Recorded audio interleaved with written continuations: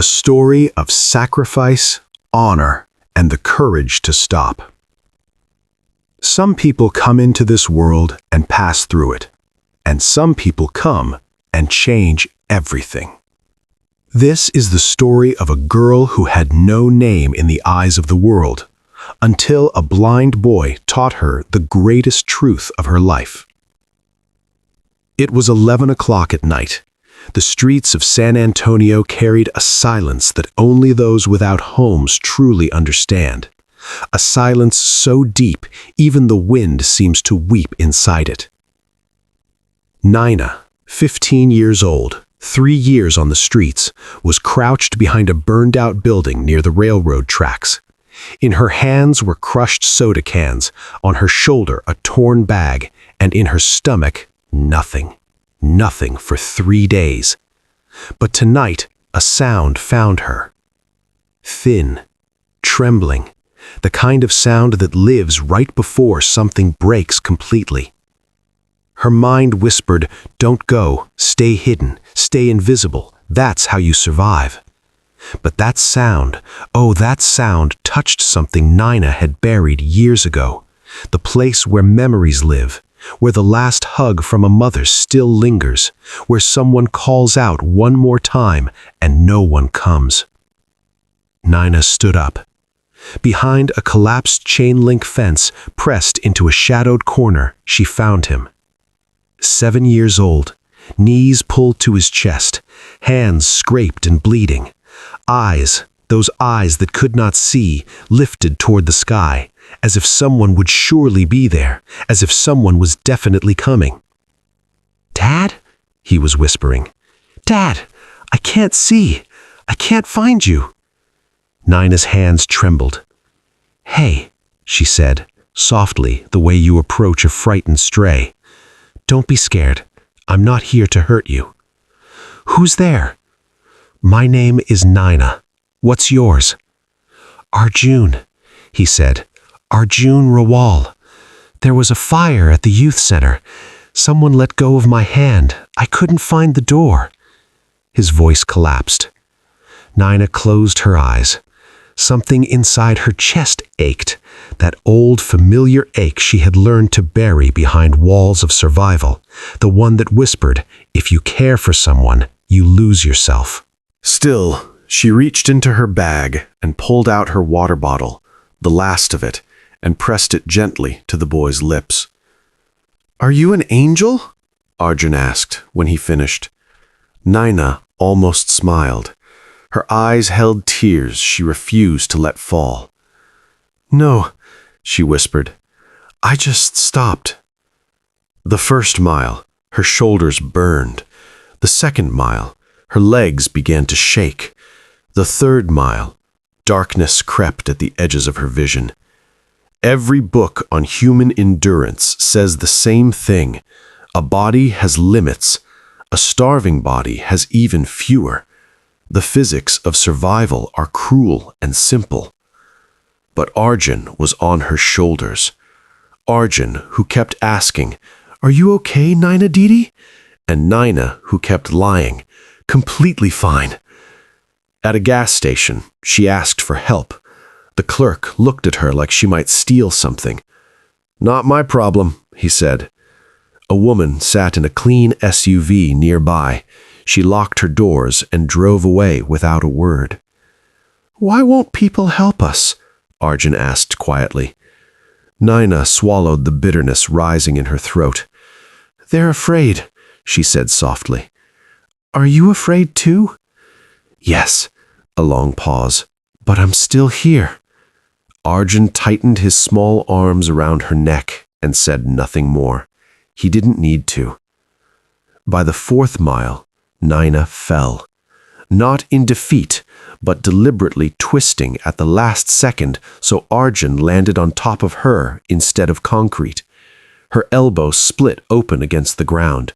Blood ran down her arm. Pain blazed through her in a wave that made the world go white. "Nina Didi!" Arjun's small hands found the wound. "You're hurt."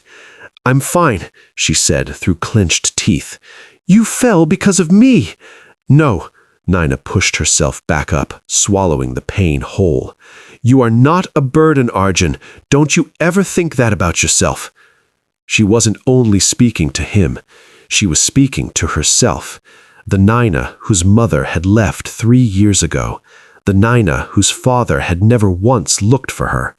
The Nina who lay awake in the dark believing she didn't matter to anyone in this world. But tonight, a blind boy was holding on to her, and this time, she was not the one being left behind. The radio changed everything. Missing child alert. 7-year-old Arjun Rawal, visually impaired, last seen at the Westside Youth Center fire. His father is Vikram Rawal, president of the Iron Motorcycle Club. Naina's feet stopped moving. The Iron Brotherhood. Even children in San Antonio knew that name. It was written on walls. It was spoken in whispers, like a curse no one wanted to invite. The men who wore that name on their backs did not forgive. They did not forget. Naina's mind raced. If she showed up at their gates, a dirty, hungry, unknown girl carrying their president's blind son, would they believe her? Or would they think she had taken him? She couldn't describe her face. He only knew her voice. She could disappear and become nothing, just a sound he once heard in the dark. Naina's foot stepped backward. Then Arjun pressed his arms tighter around her neck. "Naina Didi, you're still here, right?" Naina closed her eyes. "Yes," she said. Her voice was heavy. "I'm still here. Please don't leave. You're the only one who stopped."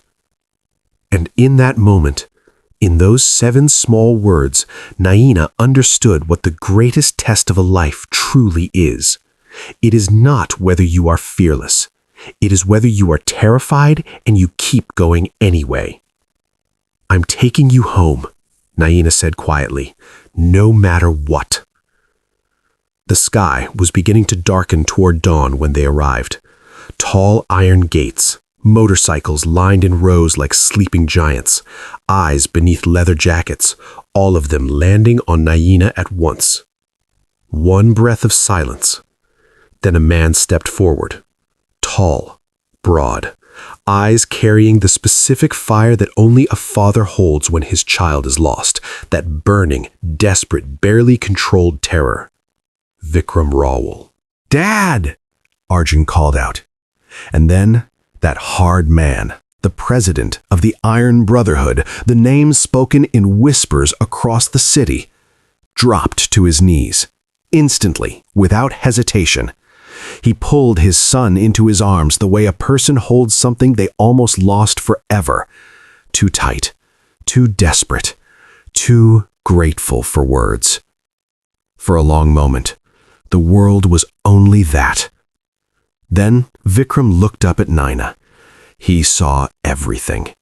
The dried blood on her elbow, the trembling in her legs, the hollow quiet in her eyes that only hunger and loneliness carve into a person's face over years. "You carried him?" he asked. His voice was low, careful. 6 miles, Naina said. No performance, no drama, just the truth, offered simply. Vikram Rawal said nothing for a moment. Then he reached up and removed his leather jacket.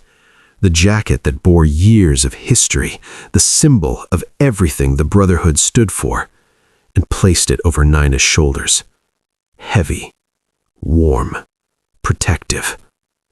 "You brought my son home," he said.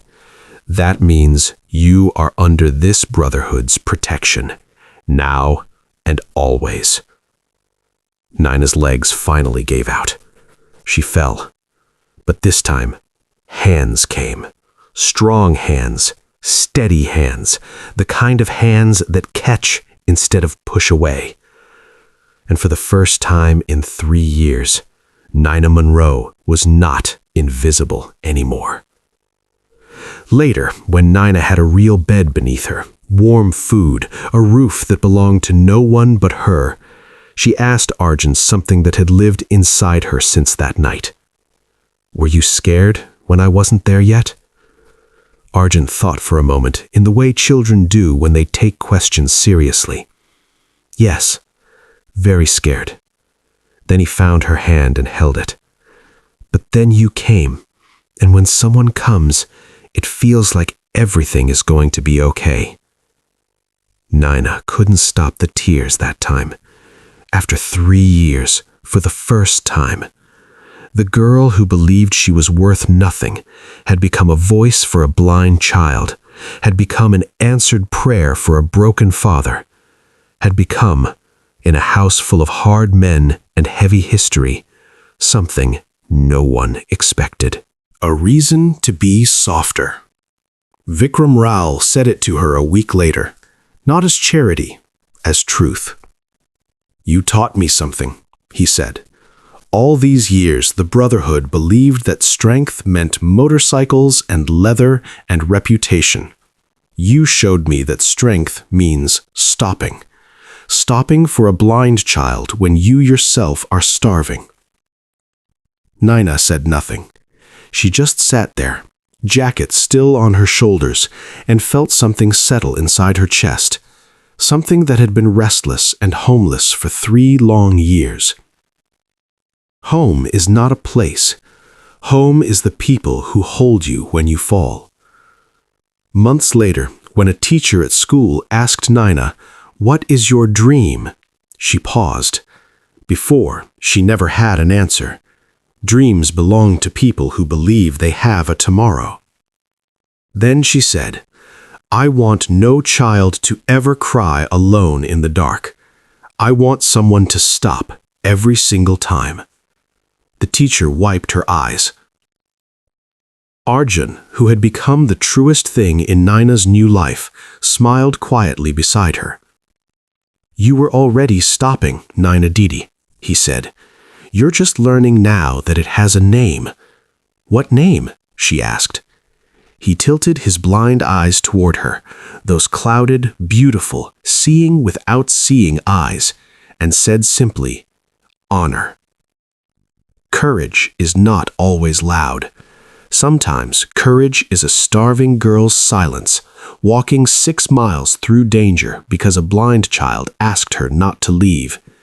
And sometimes the gate you fear the most is the one that leads you home.